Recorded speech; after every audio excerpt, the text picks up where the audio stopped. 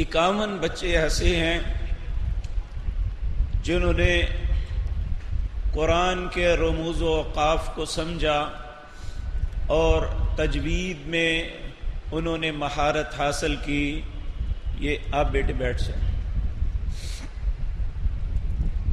51 بچے یہ ہیں جنہیں الحمدللہ قاری کا خطاب آج مل جائے گا.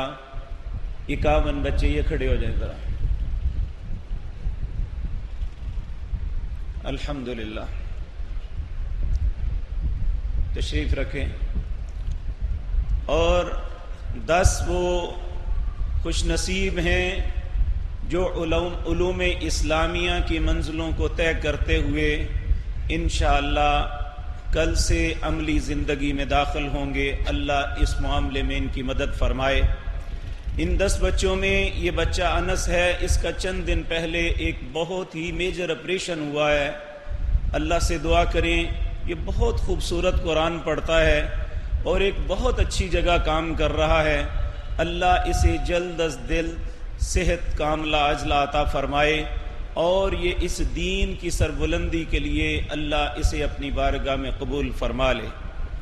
حضرات محترم، اس مجلس کا تیسرا مرحلہ اس طرح شروع کرتے ہیں کہ ہمارے ساتھی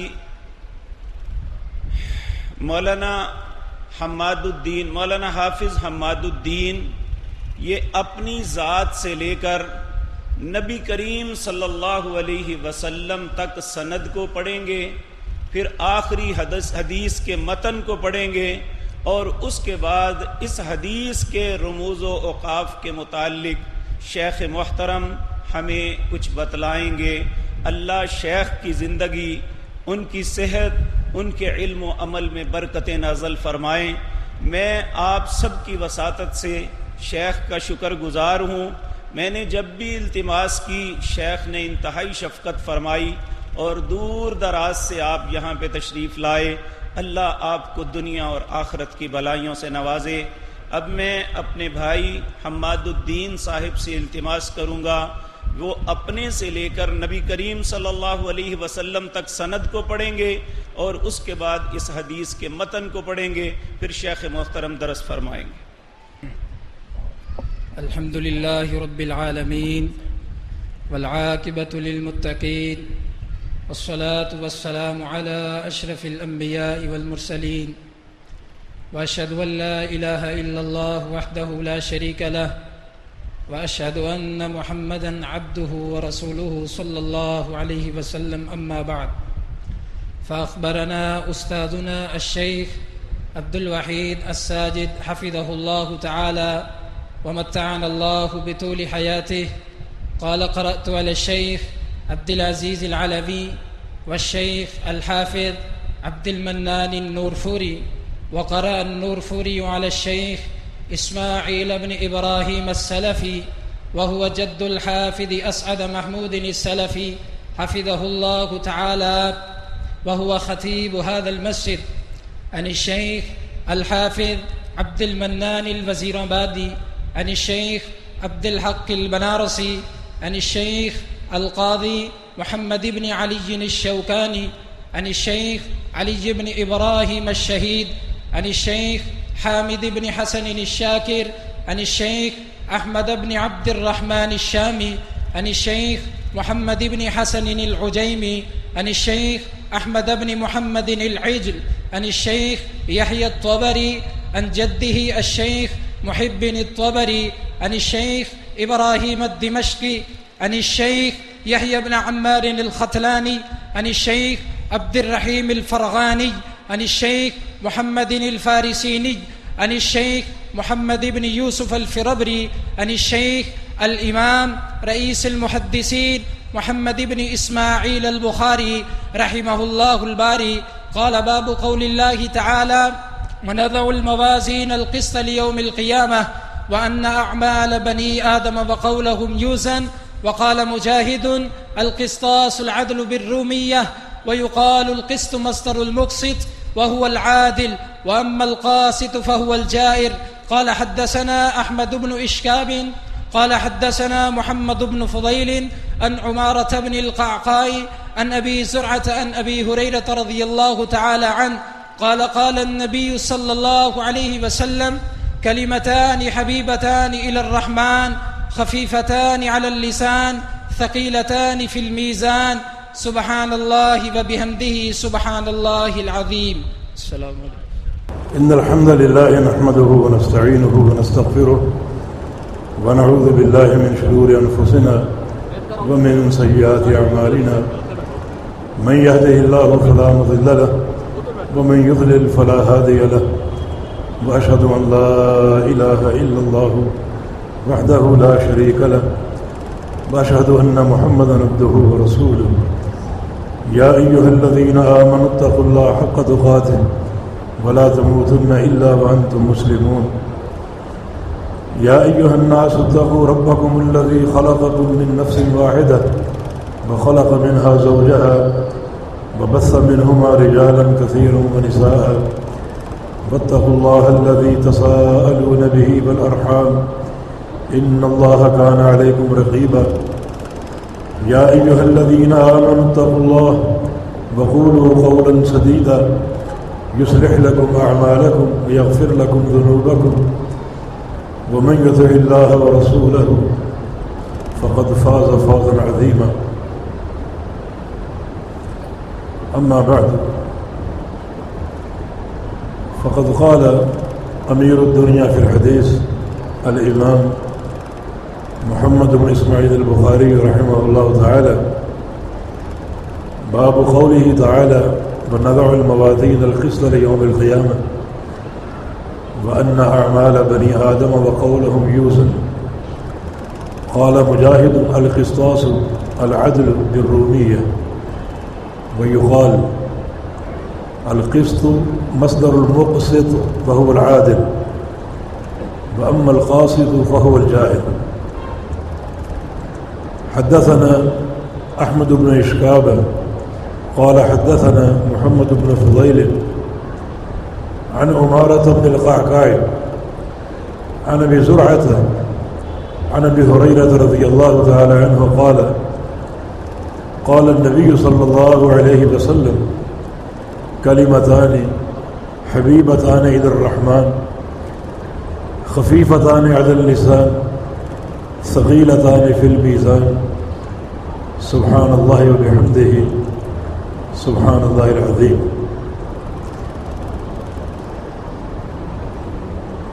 انتہائی قابل احترام اور قابل قدر مولانا عبد الوحید ساجد صاحب شیخ الحدیث الجامعۃ السلفیہ الجامعۃ الاسلامیہ سلفیہ اور اس جامعہ کے روح رواں اور مدیر محترم حافظ اسد محمود حافظہ اللہ تعالی اور دیگر تمام اساتذہ کرام مشائخ اعظام اور میرے عزیز طلبہ اور تمام سامعین حضرات بھائیوں اور بہنوں السلام علیکم ورحمۃ اللہ وبرکاتہ.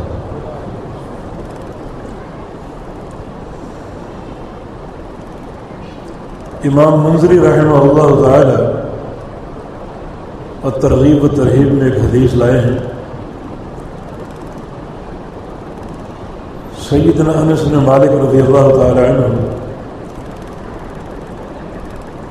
نبی علیہ السلام کی خدمت میں حاضر ہوئے اور یہ بات معلوم ہے کہ صحابہ کا سوچ اور فکر کا ایک ہی محور تھا اور وہ آخرت تھی. رہتے دنیا میں تھے لیکن سوچتے آخرت کا تھے. ہماری طرح نہیں کہ ہم پورے دنیا دار بن چکے ہیں. دنیا کی حرص اور دنیا کی ایک ہوس ہم پر قائم ہے. دنیا اور دنیا کا مال، دنیا کے عہدے، یہ سیٹیں، ان کے حصول کے لیے ہمیشہ مستعد رہتے ہیں. لیکن صحابہ کرام کی سوچ ہم سے مختلف تھی. تو جناب انس نبی علیہ السلام کے خادم بہت کچھ سوچا آخرت کے بارے میں کہ فلاح کیسے ممکن ہے اور کامیابی کیسے ممکن ہے. ایک چیز سوچ کر نبی علیہ السلام کے پاس آئے اور کہا کہ یا رسول اللہ صلی اللہ علیہ وسلم اسألک ان تشفع لی یوم القیامہ، میری ایک طلب اور خواہش ہے کہ آپ قیامت کے دن میری سفارش کر دیجیے گا، میری شفاعت کر دیجیے گا. یہ بڑا سہارا ہے تو اس سہارے کا متمنی ہوں. نبی علیہ السلام نے ارشاد فرمایا کہ انی فاعل انشاءاللہ، انس میں ایسا کر دوں گا، تمہاری سفارش کر دوں گا. آگے پوچھتے ہیں کہ این اطلبک یوم القیامہ، قیامت کے دن تو سارے اولین و آخرین حشر کے میدان میں اکٹھے ہوں گے، تو میں آپ کو وہاں کہاں تلاش کروں، آپ کو کہاں پاؤں گا؟ فرمایا کہ تجدنی عند الصراط، بلکہ اول ما تجدنی عند الصراط، انس سب سے پہلے مجھے پل صراط کے پاس آ کر تلاش کریں. یہ پل جو جہنم پر قائم ہوگا اور یہ بڑا گمبھیر ایک موقع ہے، بڑا خطرناک یہ موقع ہے. وَإِن مِّنكُمْ إِلَّا وَارِدُهَا، سب نے اس سے گزرنا ہے، سب کا اس پر ورود ہونا ہے. اس پل کو عبور کیے بغیر جنت تک پہنچنا ممکن نہیں ہے. جنت کا ایک ہی راستہ ہے جو اس پل سے گزرے گا، تو اس کو عبور کرنا ضروری. نیچے جہنم کی دہتی آگ ہوگی اور یہ پل جو ہے یہ ادق من الشعر وحد من السیف، بال سے زیادہ باریک اور تلوار سے بڑھ کر کاٹنے والا ہوگا. تو میں زیادہ یہی نظر آؤں گا اپنی امت کے لیے دعائیں کرنے کے لیے. رسول کریم صلی اللہ علیہ وسلم کی حدیثیں ہیں، کچھ لوگ بجلی کی طرح گزر جائیں گے اور کچھ لوگ تیز رفتار آندھی کی طرح، کچھ پلک جھپکنے کی طرح، کچھ سمندر کی لہروں کی طرح، کچھ گھوڑوں کی برق رفتاری سے، اور کچھ لوگ گریں گے، اٹھیں گے، سنبھلیں گے، پھر آگے بڑھیں گے اور گزرتے گزرتے مخدوش ہو چکے ہوں گے. وَنَبِيُّكُمْ عَلَى الصِّرَاطِ، اور تمہارا نبی پل صراط پر کھڑا ہوگا، وَيَقُولُ رب سلم رب سلم، یا اللہ سلامتی دے دے، سلامتی دے دے. فائدے کے لیے یہ بات عرض کر دوں، نبی علیہ السلام کی حدیث ہے کہ یسیر الناس علی قدر نور ہے، کہ اس پل پر سے گزرنا لوگوں کا نور کے بقدر ہوگا. جتنا نور ہوگا اتنی تیزی ہوگی، اور جتنا نور میں کمی ہوگی اتنا رفتار کم ہوگی. اور ایک اور حدیث میں اس نور کی وضاحت ہے کہ یسیر الناس علی قدر اعمالہ، کہ لوگوں کا مرور جو ہے وہ بقدر اعمال ہوگا. معنی قیامت کا نور نیکیوں کے ساتھ ہے. جس قدر اعمال صالحہ زیادہ ہوں گے اس قدر نور بھی زیادہ ہوگا، اور جس قدر اعمال صالحہ میں کمی ہوگی اس قدر نور بھی کم ہوگا. تو اللہ تعالی ہمیں اعمال صالحہ کی توفیق دے دے، نیکیوں کا راستہ کھول دے ہم پر، اور نیکیاں اختیار کرنے کی توفیق دے. جناب انس نے سوال کیا کہ ان لم اجد کا عند الصراط، اگر پل صراط کے پاس آپ کو نہ پاؤں تو پھر آپ کو کہاں ڈھونڈوں؟ فرمایا کہ تطلبونی عند المیزان، پھر مجھے تلاش کرنا اس مقام پر جہاں اللہ ترازو گاڑ دے گا، میزان قائم کر دے گا، اور جہاں بندوں کے اعمال تولے جائیں گے، اور اگر وہاں بھی نہ ملوں تو پھر تیسرا ٹھکانہ میرا حوض کوثر کا ہوگا۔ بس یہ تین ہی مقام ہوں گے جہاں میں بار بار آؤں گا جاؤں گا۔ حوض کوثر کو اس لیے کہ یہ آپ کا حوض ہے، اور آپ نے اپنی امت کو اس حوض سے جام بھر بھر کے پیش کرنے ہیں اور پانی پلانا ہے۔ اور پل صراط اور میزان کے بعد اس لیے کہ یہ دو بڑے گمبھیر مواقع ہیں، یہ دونوں مقامات بڑے پرخطر ہیں اور بہت زیادہ ہمیں سوچنے کی دعوت دیتے ہیں۔ یہ جو میزان کا مرحلہ ہے، اسی مرحلے پر آج کا یہ باب ہے جو آپ نے سنا اور پڑھا، باب قولہ تعالی وَنَضَعُ الْمَوَازِينَ الْقِسْطَ لِيَوْمِ الْقِيَامَةِ، کہ ہم قیامت کے حساب کے لیے عدل کا میزان قائم کر دیں، عدل کا ترازو قائم کر دیں۔ یہ ایک حساب کا یقینی مرحلہ ہے جو قیامت کے دن سب پر قائم ہوگا اور سب کے اعمال تولے جائیں گے، سب کے اعمال کا وزن ہوگا۔ اور یہ مرحلہ ہمیں بہت سوچ اور فکر کی اور غور کی دعوت دیتا ہے کہ ہم اس کی تیاری کریں اور تیاری کے بغیر نہ جائیں۔ امام بخاری رحمہ اللہ نے یہ باب کیوں قائم کیا؟ یہ پہلا سوال۔ دوسرا سوال، میزان کا تعارف کیا ہے؟ تیسرا سوال، وزن کی کیفیت کیا ہے؟ چوتھا سوال، وازن کون ہوگا اعمال کو تولنے والا؟ پانچواں سوال، موزون کیا چیز ہوگی جس کو تولا جائے گا؟ اور چھٹا سوال یہ ہے کہ اس مرحلہ میزان کی تیاری کے تقاضے کیا ہیں، کیونکہ تیاری ضروری۔ ایک اعرابی نے پوچھا متی الساعۃ یا رسول اللہ، قیامت کب آئے گی؟ فرمایا کہ ما اعددت لہا، تم نے تیاری کیا کی؟ تم یہ نہ سوچو قیامت کب آئے گی، بلکہ یہ سوچو کہ تم نے تیاری کیا کی۔ سنن نسائی کی حدیث ابو امامہ الباہلی رضی اللہ عنہ کی روایت سے کہ ہم ایک جنازے میں نبی علیہ السلام کے ساتھ تھے، میت کو لے کر قبرستان آ گئے، قبر کھودی جا رہی تھی کہ اللہ کے پیارے پیغمبر ایک طرف بیٹھ گئے قبر کے کنارے پر، اور اچانک آپ رو دی،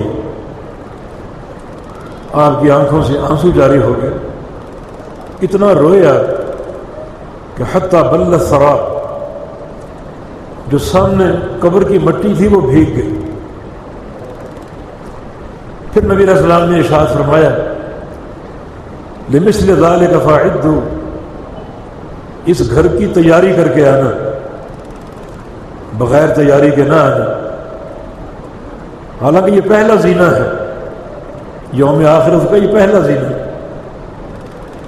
عثمان غنی رضی اللہ عنہ جب بھی کوئی قبر دیکھتے زار و قطار رو دیتے۔ ایک دن ایک شاگرد نے سوال کر ہی ڈالا کہ آپ قبر کو دیکھ کر اس قدر کیوں روتے ہیں؟ آپ کے سامنے جنت کا اور جہنم کا ذکر ہوتا ہے۔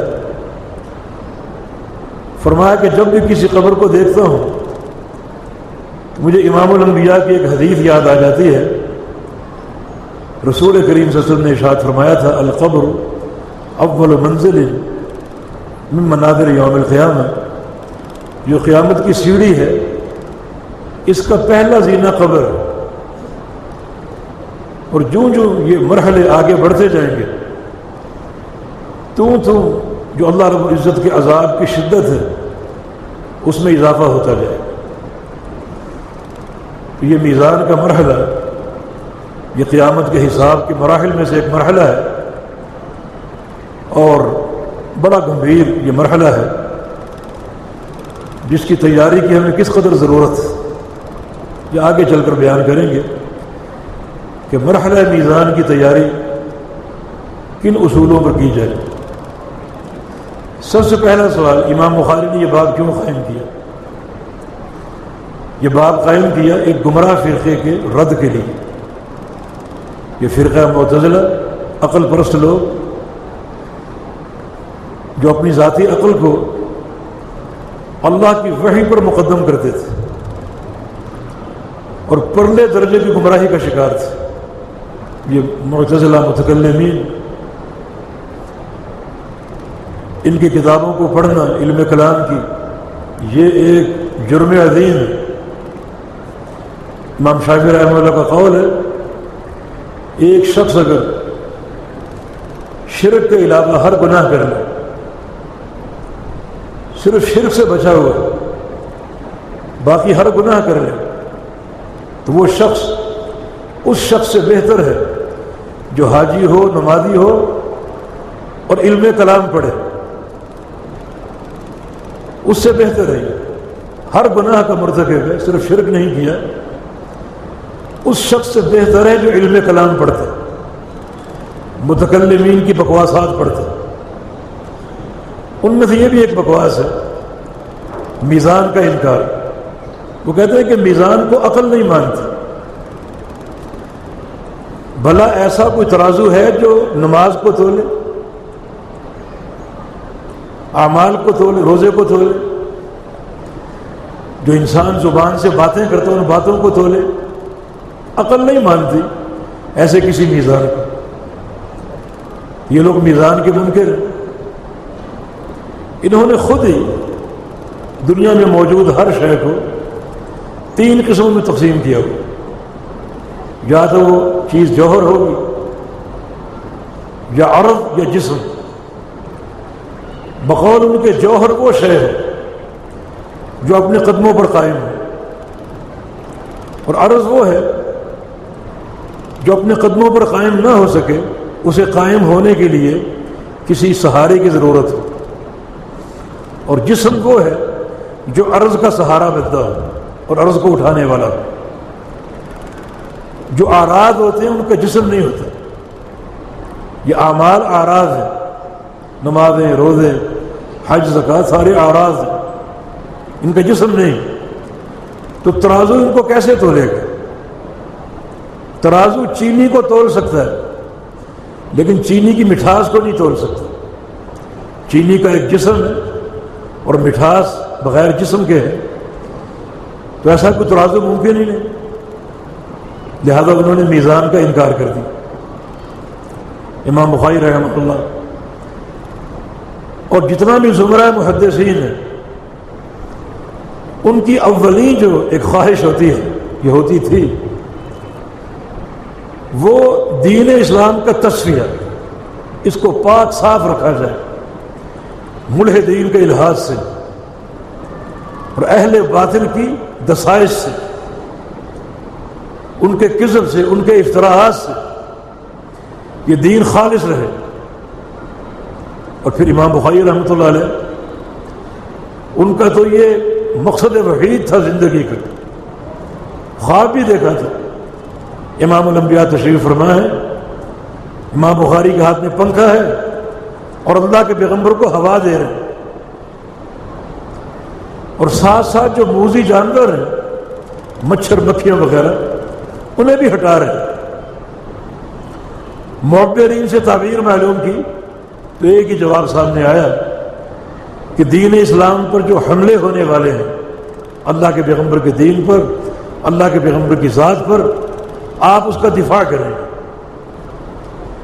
ان کا تدارک کریں گے، دین اسلام کو ان ملاوٹوں سے بالکل پاک کر دیں گے، صاف کر دیں گے اور نکھار دیں گے۔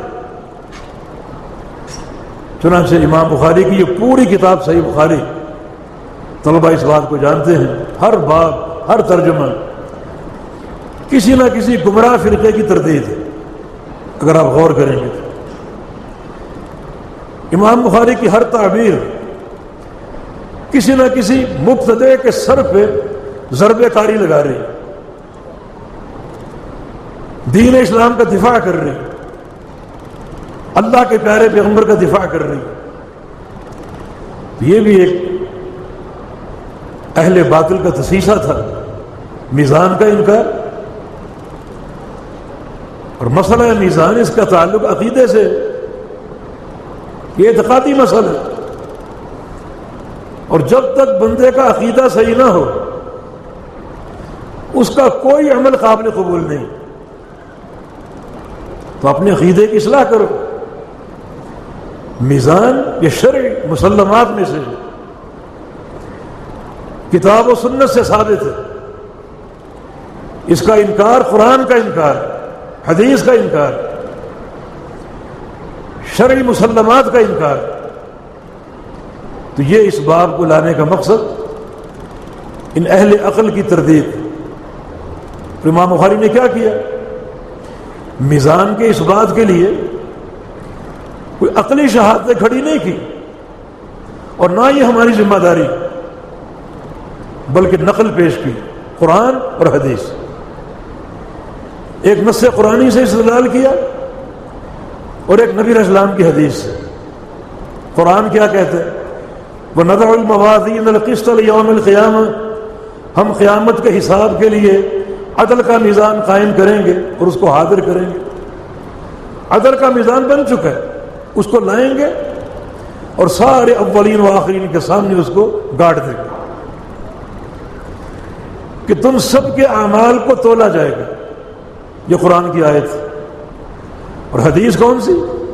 کلمتان حبیبتان الرحمن خفیفتان علی اللسان ثقیلتان فی المیزان سبحان اللہ بحمدہ سبحان اللہ العظیم.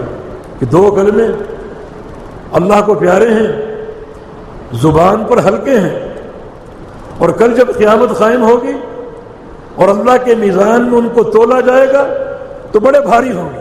یہ استدلال مانا ان اعمال کو تولا جائے گا. زبان سے صادر ہونے والی ہر بات، ہر کلمہ، ہر مقال، ہر گفتگو تولی جائے گی. یہ امام بخاری کا استدلال، اور یہ کافی کتاب و سنت کے دلائل کافی اور شافی. یہ ہم تکلف کرتے ہیں نا، اللہ کا اس بات عقل سے، فرشتوں کا اس بات عقل سے، نبیوں کا اس بات عقل سے. میں سمجھتا ہوں اس تکلف کی ضرورت نہیں. حجت وحی الہی جو دو صورتوں میں موجود ہے، قرآن اور حدیث. قرآن پیش کرو، حدیثیں پیش کرو. ہدایت اللہ کے ذمے ہے، اللہ کے سپرد ہے.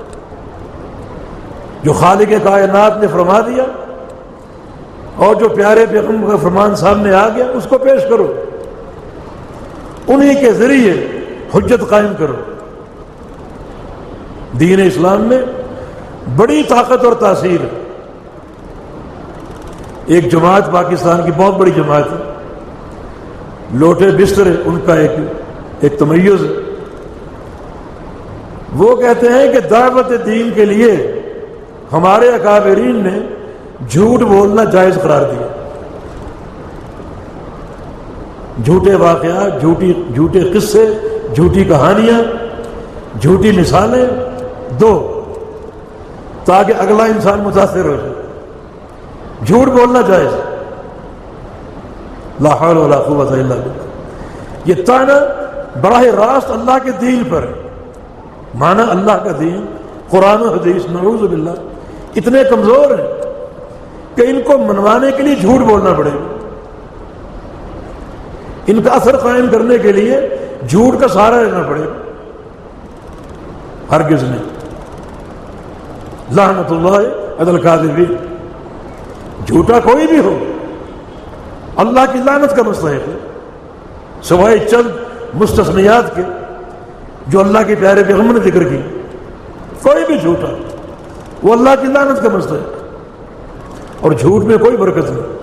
سچ، صداقت، منہج صدق، زبان کی سچائی، عقیدے کی سچائی، منہج کی سچائی، تعلق باللہ کی سچائی، یہ زمرہ محدثین اور جو ان کے اتباع ہیں یہ سچ بولنے والے ہیں. عقیدے کے سچے، منہج کے سچے، توحید کے سچے، یہ تعلق باللہ کے سچے کتاب و سنت کے ساتھ تعلق کے سچے، تو جھوٹ کا فائدہ کوئی نہیں، نہ اس میں کوئی برکت ہے، بلکہ جھوٹے لوگ اللہ کی لعنت کے مستحق ہیں اور عذاب کے مستحق ہیں۔ من کذب علی متعمدا فلیتبوأ مقعدہ من النار، جو شخص مجھ پر جان بوجھ کے جھوٹ باندھے گا وہ دنیا میں طے کر لے کہ میں نے قیامت کے دن جہنم ہی میں جانا اور کوئی ٹھکانہ نہیں۔ یہ اتنے بڑی تعداد کے لوگ اگر منہج میں جھوٹ آ گیا تو یہ تو نحوست ہے۔ ہماری یہ قوم ناکامیوں میں کیوں گھری ہوئی ہے؟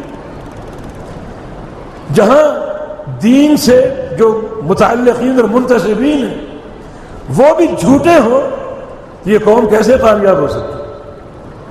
صحیح بخاری کی حدیث ہے، نبی علیہ السلام کا فرمان، لن یغلب 12,000 من قلۃ اذا صبروا وصدقوا، میری امت کے فوجی لشکر صرف 12,000 بس، تو دنیا کی ساری طاقتیں مل کر بھی انہیں مغلوب نہیں کر سکیں گی، ان پہ غلبہ نہیں پا سکیں گی، صرف 12,000۔ دو شرطیں، اذا صبروا، صبر کرنے والے ہوں، وصدقوا، اور سچ بولنے والے ہوں، سچے ہوں، ہر لحاظ سے صدق ان کا منہج۔ یہ دو خوبیاں اگر موجود ہوں تو کیا امریکہ اور کیا روس اور کیا چائنا اور کیا ہندوستان، یہ سارے لشکر مل کر بھی 12,000 افراد کو مغلوب نہیں کر سکتے۔ ان دو اوصاف کا ہونا ضروری، تو آج یہ اوصاف ہی مفقود ہے۔ جب ایک جماعت کہتی ہے کہ ہمارے اکابرین نے جھوٹ جائز قرار دیا، ایک حرام چیز جائز ہو سکتی ہے؟ کس اتھارٹی پر جائز قرار دیا؟ وہ کون سی اتھارٹی تمہارے پاس؟ اللہ کے پیارے پیغمبر کے پاس صحابہ کی جماعت ہے، یا رسول اللہ صلی اللہ علیہ وسلم، یہ دو جو سبزیاں ہیں، لہسن اور پیاز، انہیں کچا کھا کر آنے والا مسجد میں نہیں آ سکتا۔ اللہ کے پیارے پیغمبر کے دور میں آ جاتا تو آپ کا حکم تھا انہیں مسجد سے نکال دو، نہ صرف یہ کہ نکالو بلکہ بقیع جو قبرستان وہاں تک چھوڑ کر آؤ، بس دفن نہیں کرنا، بس چھوڑ کے آ جانا۔ صحابہ نے کہا جب یہ اتنی خطرناک سبزیاں ہیں تو ان کو حرام کر دیجیے، قصہ ختم ہو جائے۔ رسول اللہ صلی اللہ علیہ وسلم نے کیا فرمایا؟ لیس لی تحریم ما احلہ اللہ، جس چیز کو اللہ نے حلال کہا ہے اسے حرام کہنے کا میرے پاس کوئی اختیار نہیں۔ تمہیں یہ اتھارٹی کس نے دی کہ اللہ کی حرام کردہ چیز کو حلال کہو؟ جو ہمارے اکابرین نے دعوت دین کے لیے جھوٹ حلال قرار دیا، پھر کیا برکت ہوگی؟ پھر یہ نحوستیں، ناکامیاں، نامرادیاں اس قوم کا مقدر ہوگا۔ جہاں دیندار لوگ جھوٹے ہوں، ان کے کبھی دروس سن کے دیکھ لو، 70% جھوٹ بولیں گے، قصے کہانیاں باطل قسم کی، جادوگر لوگ جن کا بیان جادو اس لحاظ سے کہ جادو بھی ایک باطل ہے، ایک کذب ہے، یہ بھی جھوٹ کا جادو قائم کر کے لوگوں کو منوانے کی کوشش کرتے ہیں۔ اس میں کیا برکت ہوگی؟ ایسی کثرت تعداد کا کوئی فائدہ نہیں۔ انما الناس کابل مئۃ لا تکاد تجد فیہم راحلہ، یہ جھمکٹے لوگوں کے کثرت تعداد، لاکھوں کا اجتماع، فرمایا کہ ان کی مثال تو ان 100 اونٹوں کی سی ہے۔ 100 اونٹ آپ خرید لیں، پال لیں، پوسیں، وقت آنے پر سواری کے قابل کوئی بھی نہ ہو، تو اس تعداد کا کیا فائدہ؟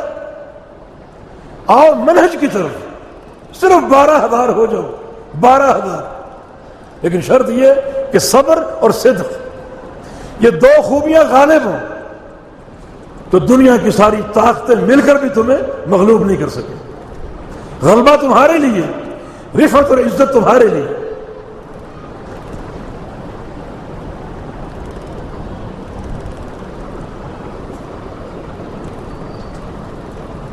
تو بات یہ ہو رہی تھی کہ امام بخاری رحمہ اللہ ان تمام دسائش سے، جس طرح سارے محدثین کی فکر تھی، دین کو پاک صاف کرنا چاہتے تھے، یہ ان کا مشغل حیات بن گیا، دین کی صفائی اور دین کی پاکیزگی، ملحدین کے الہات کو کاٹ کے پھینک دیا جائے، یہ باطل کی یلغاریں اور حملے،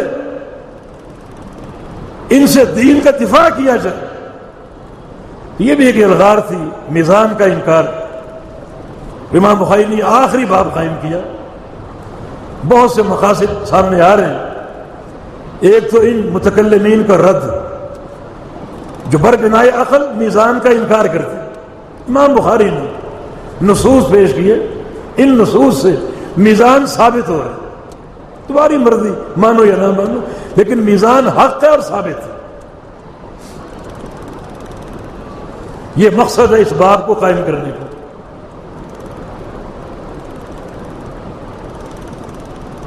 مسئلہ کیا ہے؟ مسئلہ ہے اخروی میزان کا۔ میزان کا تعارف کیا ہے؟ حدیثوں میں تعارف موجود ہے، دو پلڑے، لہو کفتان و لسان، دو پلڑے ہوں گے اور ایک کانٹا ہوگا جو وزن کو سیدھا کرتا ہے۔ اور ترازو کے ذکر سے آپ کے ذہنوں میں وہ ترازو نہ ہو جو آپ دکانوں میں دیکھتے ہیں، چھوٹا سا ترازو۔ اتنا بڑا ترازو ہے، سلمان فارسی کی حدیث موقوف ہے، حکماً مرفوع ہے، اتنا بڑا وہ میزان ہے، ایک پلڑے میں 7 آسمان اور 7 زمینیں سما سکتی، اتنا بڑا میزان۔ تبھی تو فرشتوں نے جب دیکھا بڑا حیران ہوئے، فرشتوں کو یہ بات معلوم تھی کہ بعض بندوں کی نیکیاں اس میزان کو بھر دیں گے۔ یا اللہ، یہ میزان، بھلا وہ کون لوگ ہیں جن کی نیکیاں اس میزان کو بھر دے گی؟ اللہ تعالیٰ من شئت من خلقی، میرے بہت سے بندے ہیں جن کا میں چاہوں، ان کے اعمال صالحہ، ان کے عقیدے کی صلابت اور ان کی توحید کی قوت، ان کے اخلاق کا حسن اتنا بھاری بھرکم ہوگا کہ ان کی نیکیوں سے میزان بھر جائے گا۔ ایسے بہت سے بندے، تو فرشتے پھر بڑا پریشان ہوئے کہ سبحانک ما عبدنا کا حق عبادت ہے، یا اللہ پھر ہم تو تیری عبادت کا حق ادا نہیں کر سکے، حالانکہ صدیوں عبادت کر چکے ہیں، صدیوں، مگر وہ سمجھتے ہیں کہ ہماری یہ صدیوں کی عبادت بھی اس میزان کو نہیں بھر سکتی۔ ما عبدنا کا حق عبادت ہے، ہم تیری عبادت کا حق ادا نہیں کر سکتے۔ یہ میزان جس میں اعمال کو تولا جائے، وزن، یہ تیسرا نقطہ، وزن کی کیفیت کیا ہے؟ بڑا دقیق یہ مرحلہ ہے میزان کا، اعمال کو تولا جائے گا بڑی باریک بینی کے ساتھ۔ نبی علیہ السلام کی حدیث ہے کہ توزن الحسنات والسیئات، فمن رجحت حسناته على سیئاته مثقال حبۃ خردل دخل الجنہ، فمن رجحت سیئاته على حسناته مثقال حبۃ خردل دخل النار۔ اتنا باریک یہ وزن ہے، جس بندے کی نیکیاں گناہوں سے بڑھ گئیں ایک رائی کے دانے کے برابر، وہ جنتی۔ جس کے گناہ بڑھ گئے نیکیوں سے ایک رائی کے دانے کے برابر، وہ جہنمی۔ یہ وزن اتنا دقیق وزن کہ ایک رائی کے دانے کے فرق سے بھی یہ میزان اپنا فیصلہ صادر کرے گا،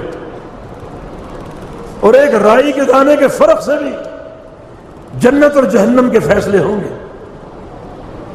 یہ وزن کی کیفیت ہے، کتنی دقت کے ساتھ، باریک بینی کے ساتھ اعمال کو تولا جائے گا اور نتائج برآمد ہوں گے۔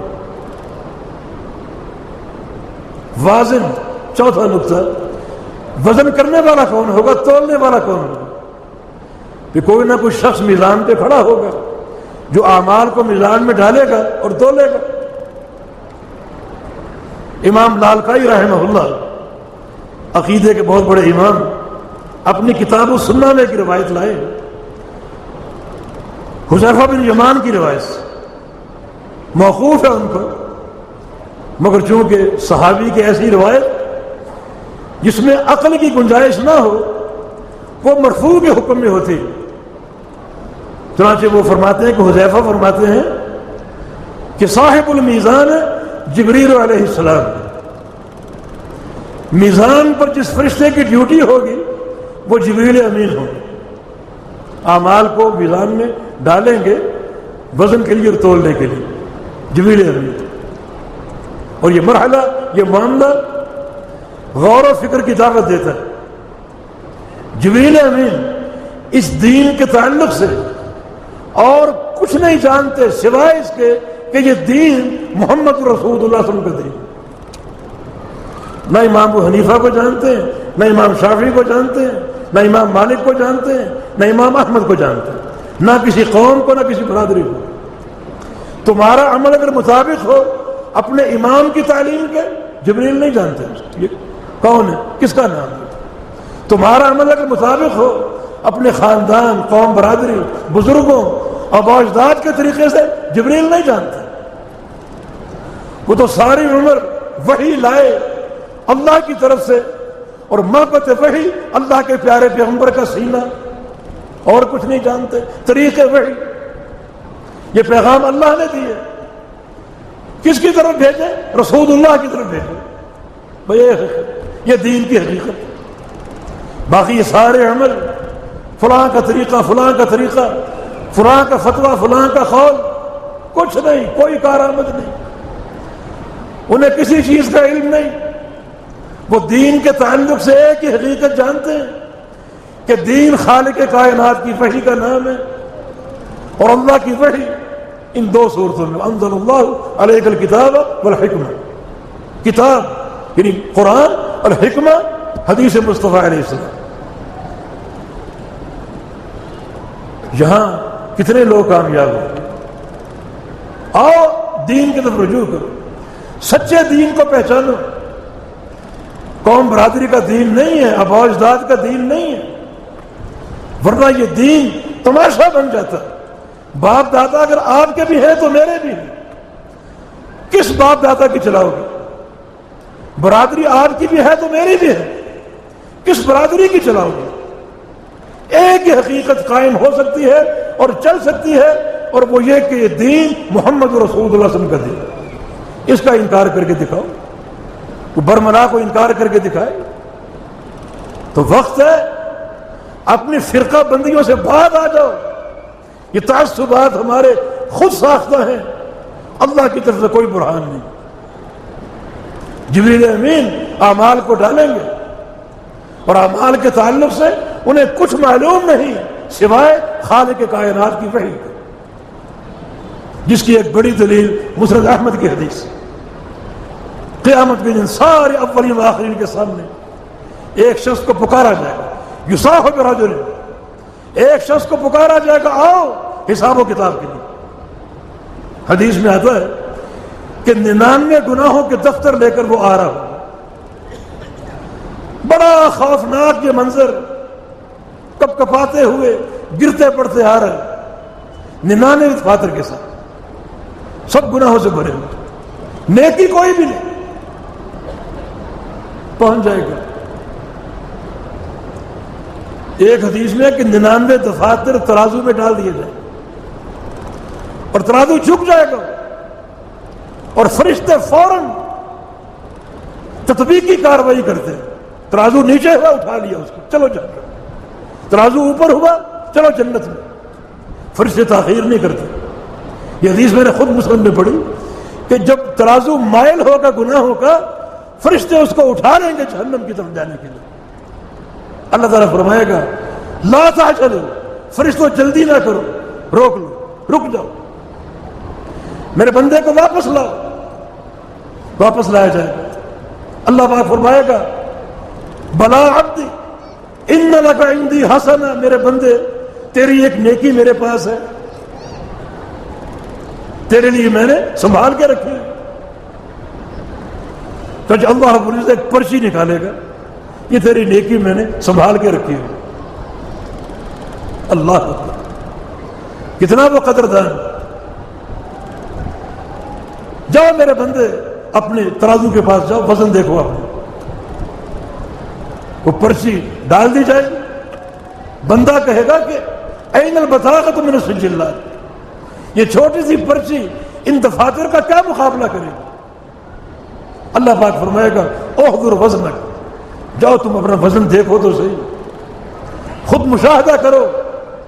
بندہ پہنچ جائے گا، وزن شروع ہوا، حدیث کے الفاظ ہیں کہ ثقلت البطاقہ، پرچی بھاری پڑ جائے، وطاشت السجلات، اور یہ دفاتر گناہوں کے ہواؤں میں اڑنے لگے، پرچی بھاری پڑ جائے۔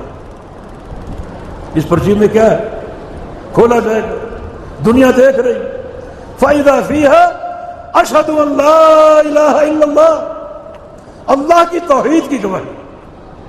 سبحان اللہ، اللہ کے اس بندے نے یہ گواہی کیسی دی ہوگی، کس طریقے سے؟ سرسری طور پہ یہ کلمہ ہم بھی پڑھتے، لیکن یہ کلمہ خالی پڑھنے کا کلمہ نہیں ہے،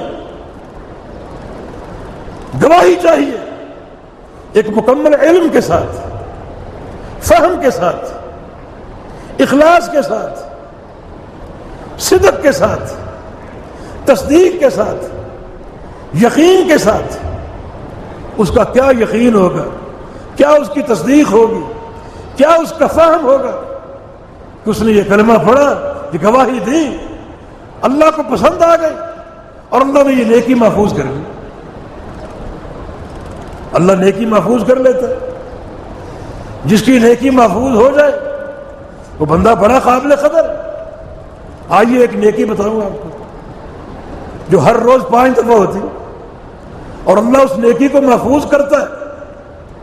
کوشش کرو یہ 5 دن 5 وقت ہر روز یہ نیکی ہماری اللہ کے ہاں قابل قدر بن جائے۔ کتنے ڈھیر لگ جائیں گے، کتنے خزانے جمع ہو جائیں۔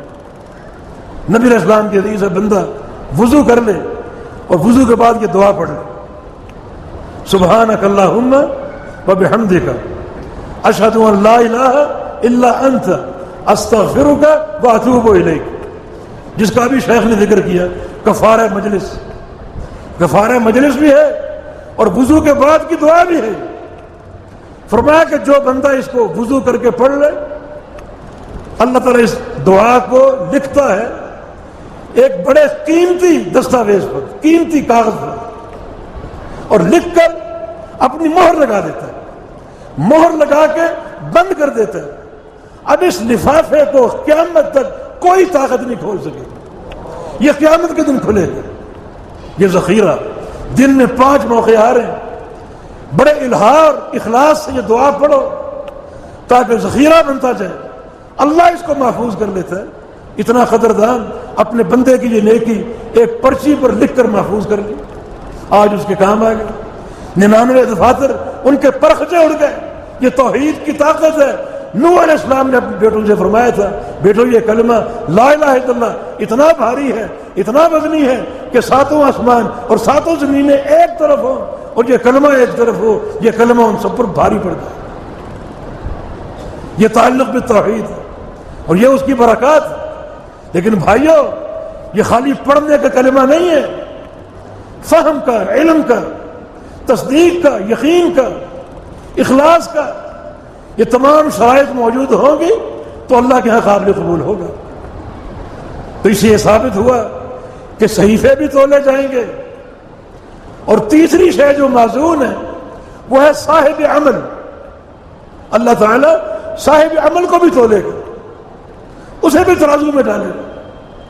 جیسے نبی علیہ السلام کی حدیث ہے، رب سمیل لا یضر عند اللہ جناح بعوضہ، کہ قیامت کے دن بہت سے بھاری بھرکم لوگ، اونچا لمبا قد ان کا، موٹے تازے، بھاری بھرکم، قیامت کے دن آئیں گے، انہیں میزان میں ڈالا جائے گا، ترازو میں رکھا جائے گا، ان کا وزن چیک کرنے کے لیے، ان کے اعمال کو چیک کرنے کے لیے۔ ان کا وزن ایک مچھر کے پر کے برابر بھی نہیں، ان کی کوئی نیکی قابل قدر ہوگی، برباد۔ یہ وزن کہاں گیا؟ اس سے آپ سمجھیں کہ دنیا کا ترازو اور قیامت کا ترازو کتنا فرق ہے۔ دنیا کے ترازو میں جو چیز ڈال دو گے، جو اس کا وزن ہوگا اس کو ظاہر کر دے گا، لیکن قیامت کا ترازو اپنے حساب سے ہر شے کے وزن کو ظاہر کرے گا۔ اب یہ موٹا تازہ انسان، بھاری بھرکم شخص تولا جائے گا، ایک مچھر کے پر کے برابر بھی اس کا وزن نہیں آئے گا۔ اور وہ حدیث آپ سنتے رہتے ہیں، ابن مسعود رضی اللہ عنہ، صحابہ ان کی پتلی ٹانگوں کو دیکھ کر ہنسنے لگے، مذاق اڑانے لگے۔ اللہ کے پیغمبر بھانپ گئے، اس مذاق کو بھانپ گئے، فرمایا کہ لہما اثقل فی المیزان من احد، جن ٹانگوں کا مذاق اڑا رہے ہو، میرے عبداللہ کی یہ دو پتلی پنڈلیاں، یہ دو پتلی ٹانگیں قیامت کے دن اللہ کے میزان میں ڈالی جائیں گی تو احد پہاڑ سے بھاری ہوں گی۔ احد پہاڑ 7-8 میل کے طول و عرض میں پھیلا ہوا ہے، یہ دو پتلی ٹانگیں، یہ وزن کہاں سے آ گیا؟ مانا ترازو کا تولنا اس کا ایک مخصوص انداز ہے۔ موٹا تازہ انسان ایک مچھر کے پر کے برابر نہیں، دو پتلی ٹانگیں احد پہاڑ کے برابر نہیں بلکہ احد پہاڑ سے بھاری ہوں گی۔ تو پھر اس وزن کی کیفیت کیا ہے؟ ترازو کے تولنے کا معیار کیا ہے؟ ترازو اعمال کو تولے گا معیار کی حقیقت کے ساتھ۔ اخروی حساب و کتاب کے دو مرحلے، ایک مرحلہ تعداد اعمال کا، اعمال کو شمار کیا جائے، میرے بندے تیری عمر 60 سال تھی اور 60 سال کی اتنی نمازیں بنتی ہیں، نمازیں ثابت کر، 60 سال کے اتنے روزے بنتے ہیں، روزے ثابت کر، نمازوں کی گنتی ہوگی، روزے کی گنتی ہوگی۔ میرے بندے تیرا مال جو ہم نے تمہیں عطا فرمایا، مثلا وہ 10 کروڑ روپے تھا، اس 10 کروڑ کی ایک ایک پائی کا حساب زکوٰۃ کا ثابت کر، یہ اعمال کی گنتی۔ اور یہ کافی نہیں، اس مرحلے سے فارغ ہو کر لوگ آگے بڑھیں گے۔ اس مرحلے میں بہت سے لوگ شامل ہوں گے، نمازیں پڑھنے والے، تہجد پڑھنے والے، فرائض پڑھنے والے، نوافل پڑھنے والے، سنتیں پڑھنے والے۔ کچھ نمازوں کا نام صلاۃ الاوابین رکھا ہے، وہ بھی ادا کرنے والے، صلاۃ الضحیٰ پڑھنے والے، صلاۃ الاشراق پڑھنے والے، وہ اس تعداد میں شامل۔ آگے جب اس عمل کو تولا جائے گا، ان نمازوں کو تولا جائے گا، تو چونکہ یہ نمازیں اللہ کے حبیب کی سنت کے خلاف ہوں گی، کوئی وزن نہیں ہوگا، کوئی وزن نہیں، ناکام۔ ترازو میں دو صلاحیت ہے، ایک اعمال کو تولنا اخلاص کے ساتھ، جو بندہ ریاکار ہوگا عمل کے وقت، اس ترازو میں اس عمل کا کوئی وزن نہیں۔ اور ایک بندہ اگر مخلص ہے مگر اس کی نیکی اللہ کے پیارے پیغمبر کی سنت کے خلاف ہے، اس کا بھی ترازو میں کوئی وزن نہیں۔ یہ دو معیار، خالی تعداد کافی نہیں، مرحلہ تعداد میں بہت سے لوگ قافلے میں شامل ہوں گے، مگر جب مرحلہ میزان آئے گا ان کے عمل اپنی برادری، اپنی قوم، اپنے باپ دادا کے طریقوں پر ہوں گے، اللہ کے پیارے پیغمبر کی سنت کے خلاف ہوں گے، کوئی وزن نہیں، ناکام، نامراد۔ وَبَدَا لَهُم مِّنَ اللَّهِ مَا لَمْ يَكُونُوا يَحْتَسِبُونَ۔ اپنی نیکیوں کے ڈھیر کچھ لمحے قبل دیکھ کر خوش ہوں گے، ہمارے پاس ڈھیروں نمازیں ہیں، ڈھیروں حج ہیں، مگر جب تولے جائیں گے تو چونکہ وہ عمل سنت مصطفیٰ کے خلاف ہوں گے، کوئی وزن نہیں۔ اچانک وہ فیصلہ صادر ہوگا جو ان کی توقع کے خلاف ہوگا، ناکام، نامراد۔ تو یہ بات امام بخاری کا بنضع الموازین القسط لیوم القیامہ، بڑا یہ گمبھیر مرحلہ ہے۔ اللہ تعالیٰ نے میزان عدل قائم کرنا ہے اور اعمال کو تولنا ہے، اس کی تیاری کرو۔ اب یہ آخری نقطہ، تیاری کے 3 تقاضے۔ ایک تقاضا یہ ہے، جو نیکی سامنے آئے اسے کر گزرو اللہ کی رضا کے لیے، اس کا انکار نہ کرو، چھوڑنے کی کوشش نہ کرو، اسے کر گزرو، یہ سوچ کر کے ہو سکتا ہے یہ نیکی کل مرحلہ میزان میں میرے فرق کا باعث بن جائے، میری کامیابی کا باعث بن جائے، کیونکہ میزان میں ایک رائی کے دانے کے برابر کا فرق بھی ظاہر ہوگا۔ ہو سکتا ہے آج کی نیکی میرے میزان میں کامیابی کا سبب بن جائے، یہ اس کا تقاضا ہے، جو نیکی سمجھے۔ اور اگر کوئی نیکی فوت ہو جائے، کوئی نیکی فراموش کر بیٹھو، اس پر افسوس کرو، اس پر افسوس کرو، یہ افسوس بھی اجر کا باعث ہو سکتا ہے۔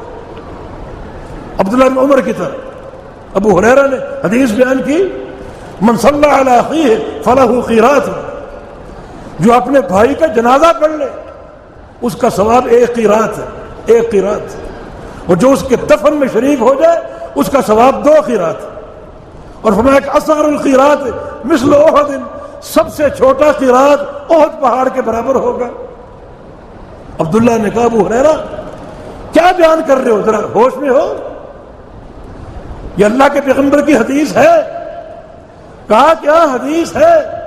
اور میں نے پیارے پیغمبر سے 1 بار نہیں 2 بار نہیں بلکہ 7 بار سنی۔ گردن جھک گئی۔ فرتنا فی خراریت کثیر، عبداللہ افسوس، ہم نے بڑے قیرات کھو دیے، بڑے قیرات ضائع کر دیے۔ تو مرحلہ میزان کی تیاری، ہر نیکی غنیمت جانو، کر گزرو اسے یہ سوچ کر کہ ہو سکتا ہے یہ نیکی کل میزان میں کام آ جائے، اور اگر کوئی نیکی مس ہو جائے اس پر افسوس ہونا چاہیے۔ یہ ایک تقاضا ہے اس تیاری کا۔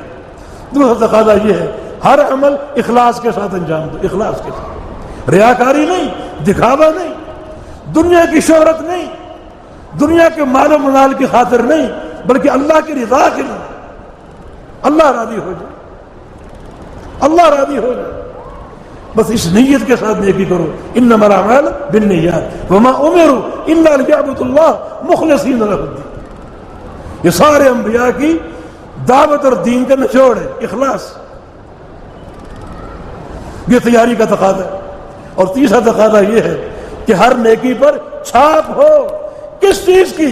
اللہ کے پیارے پیغمبر کی سنت کی، اللہ کے پیارے پیغمبر کی حدیث کی۔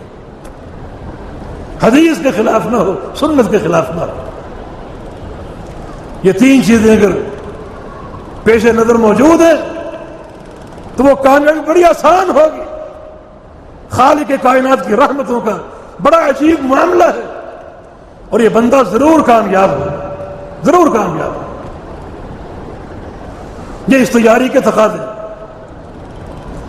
باقی امام بخاری کا استدلال آپ نے سن لیا، قرآن کی آیت سے اور اللہ کے پیارے پیغمبر کے فرمان سے۔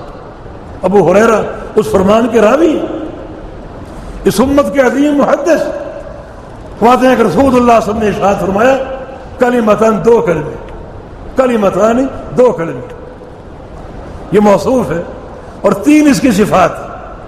یہ کلمہ بمعنی کلام، وکلمۃ بہا کلام قد یعم، صاحب الفیہ کا قول۔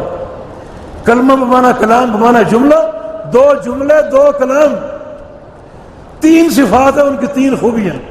ایک یہ کہ حبیبتان، پیارے ہیں اللہ کو، رحمان کو، اور خفیفتان، ہلکے ہیں زبان پر، اور ثقیلتان، بھاری ہوں گے اللہ کے میزان۔ یہ 3 صفات، یہ موصوف اپنی تینوں صفات سے مل کر یہ خبر مقدم، مبتدا مؤخر۔ اللہ کے پیارے پیغمبر نے یہاں خبر کو مقدم بھی کیا اور طویل بھی کیا، تاکہ سننے والے کا شوق بڑھ جائے کہ 2 کلمے، اچھا اب انسان منتظر، وہ 2 کلمے کیا ہے؟ آگے فرمایا وہ اللہ کو پیارے ہیں، اور شوق بڑھ کے وہ کلمے کیا ہوں گے جو اللہ کو پیارے ہیں؟ فرمایا کہ زبان پر ہلکے، اشتیاق اور بڑھ گیا۔ فرمایا میزان میں بھاری ہوں گے، اشتیاق اور بڑھ گیا۔ جب پوری طرح سامنے کے اشتیاق کو اور توجہ کو حاصل کر لیا، پھر وہ 2 کلمے بیان کیے، سبحان اللہ وبحمدہ سبحان اللہ العظیم۔ یہ 2 عظیم کلمے، سبحان اللہ کی تسبیح، اللہ اسم الجلالہ، اللہ کا نام، اللہ کا علم، علم الاعلام، کائنات کا سب سے بڑا نام، ایسا نام دنیا کے سارے انسان، انبیاء، جن، ملائکہ، انشاء پرداز اکٹھے ہو جائیں، لفظ اللہ کا ترجمہ نہیں کر سکے، جس کی معرفت میں عقلیں حیران، جس کی کنہ تک کسی کو رسائی نہیں۔ سبحان اللہ، سبحان کلمہ تسبیح، اللہ اسم الجلالہ، وبحمدہ کلمہ تحمید، اس کی حمد. سبحان کا معنی وہ پاک ہے تمام نقائص سے، تمام عیوب سے، ہر قسم کی تصویر اللہ کے لیے، کیونکہ وہ نقائص سے پاک ہے. وبحمدہ کا معنی ہر قسم کی حمد اللہ کے لیے، کیونکہ وہ سارے کمالات کا مستحق ہے. تسبیح اس لیے کہ وہ نقائص سے پاک ہے، اور تحمید اس لیے کہ وہ سارے کمالات کا مستحق ہے. اور سبحان اللہ، اللہ اسم الجلالہ زبانوں پر جاری ہے. پھر سبحان اللہ، تسبیح کا تکرار. اور العظیم، اللہ کی ایک اور صفت آ گئی کہ اللہ بڑا ہے، بہت بڑا. اللہ عظیم ہے، اس کی عظمت کا تصور کیجئے نبی علیہ السلام کی چند احادیث کو سامنے رکھ کر، تاکہ ان کلمات کے تعلق سے اللہ کے ذکر کی عظمت اور بڑھ جائے. اللہ عظیم ہے، کتنا عظیم ہے. ایک حدیث سوچ لیجیے، نبی علیہ السلام کا فرمان ہے، یہ ساتوں آسمان جو ہے اور ساتوں زمینوں کا بھی ایک حدیث میں ذکر اس طرح ہے اللہ کی کرسی کے مقابلے میں، جیسے 7 درہم ایک بڑے تشت میں رکھے گئے ہوں، ایک بڑا تھال ہو، اس کے بیچ میں 7 درہم 7 چونیاں رکھ دو، تو وہ 7 چونیاں اس تشت کے مقابلے میں کیا ہوں؟ فرمایا اس طرح یہ ساتوں آسمان اللہ کی کرسی کے مقابلے. اور کرسی کیا ہے؟ موضع قدم الرحمن، اللہ کے 2 قدم رکھنے کی جگہ. یہ کرسی اللہ کے 2 قدم رکھنے کی جگہ. اور فرمایا کہ یہ کرسی جو ہے اللہ کے عرش کے مقابلے میں کس طرح ہے؟ جیسے ایک انگوٹھی، ایک چھلا چٹیل میدان میں پھینک دیا گیا ہو، تو وہ چھلا اس چٹیل میدان کے مقابلے میں کیا اس کی حیثیت ہوگی؟ فرمایا کہ یہ حیثیت اس کرسی کی اللہ کے عرش کے مقابلے. اس عرش پہ ہمارا رحمان رب مستوی ہے، اس عرش پہ. تو اس کی عظمت کا اندازہ کیجیے. یہ آسمان کتنے بڑے، اتنا بڑا ہونے کے باوجود اللہ کی کرسی کے مقابلے میں کیا ہے؟ تو پھر کرسی کتنی بڑی ہوگی؟ اتنی بڑی ہونے کے باوجود عرش کے مقابلے میں کیا ہے؟ تو عرش کتنا بڑا ہوگا؟ ہماری عقل سے ماورا اس عرش پہ ہمارا پروردگار مستوی ہے. سبحان اللہ العظیم، اللہ پاک ہے جو بہت بڑا ہے. اس بڑائی کا تصور کیجئے، اس کی بڑائی کا تصور کیجئے. پھر یہ بھی سوچئے، یہ سوچ کر رونگٹے کھڑے ہو جاتے ہیں. اس رب عظیم کے سامنے ہم نے کھڑا ہونا ہے قیامت کے دن حساب و کتاب کے لیے. سامنا کر سکو گے؟ وہ ہمت ہے اس رب عظیم کے سامنے کھڑا ہونے کی؟ ما منکم من احد الا وسیکلمہ ربہ ولیس بینہ وبینہ ترجمان. تم سب سے تمہارے پروردگار نے باتیں کرنی ہے، سوال کرنے ہیں، اس طرح کرنے ہیں کہ اللہ اور بندے کے درمیان کوئی ترجمان نہیں ہوگا. براہ راست باتیں ہوں گی. اور اللہ تعالیٰ نے زندگی کے ایک ایک لحظے کا امتحان لینا ہے، جوانی کے ایک ایک ساعت کا امتحان لینا ہے، رزق کے ایک ایک پیسے کا امتحان لینا ہے. اللہ اکبر، تیاری ہے اس کی؟ یہ سوچ کر تیاری کرو کہ اللہ عظیم ہے. یہ کلمات کتنے مبارک ہیں، سبحان اللہ وبحمدہ سبحان اللہ العظیم. بار بار پڑھو. اللہ کو پیارے ہیں، جب پڑھو گے تو تم اللہ کے پیارے بن جاؤ گے. زبان پہ ہلکے اور میزان پر بھاری ہو. اس میں 2 چیزیں جمع ہو گئی، ایک تسبیح اور ایک تحمید.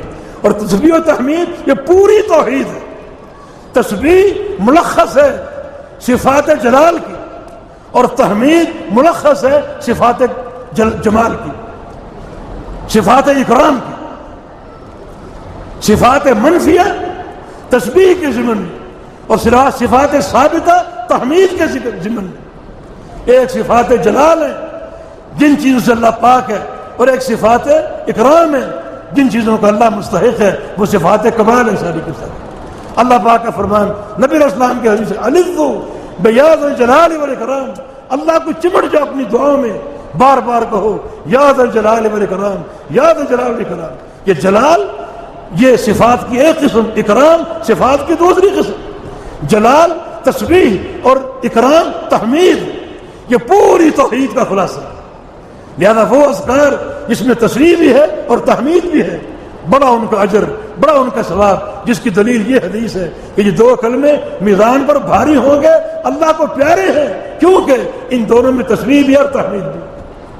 نبی علیہ السلام کی ایک حدیث ہے، من قال سبحان اللہ بحمدہ 100 مرہ حطت عنہ خطایاہ ولو کانت مثل زبد البحر، جس شخص نے 100 دفعہ سبحان اللہ بحمدہ کہہ دی، تسبیح بھی اور تحمید دونوں چیزیں، اللہ تعالیٰ اس کے سارے گناہوں کو معاف کر دے گا، چاہے وہ گناہ سمندر کی جھاگ کے برابر کیوں نہ ہو۔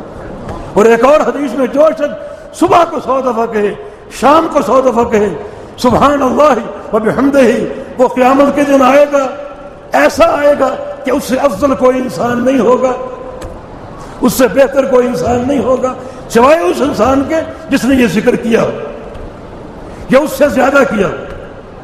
اور ایک اور حدیث جامع ترمذی کی حدیث ہے، رسول اللہ صلی اللہ علیہ وسلم کا فرمان ہے، من قال سبحان اللہ بحمدہ غرست له نخلة فی الجنہ، جو شخص سبحان اللہ بحمدہ کہے گا، جنت میں اس کا ایک کھجور کا درخت، کھجور کا پودا اگا دیا جائے گا۔ پڑھتے جاؤ اور پودے اگاتے جاؤ۔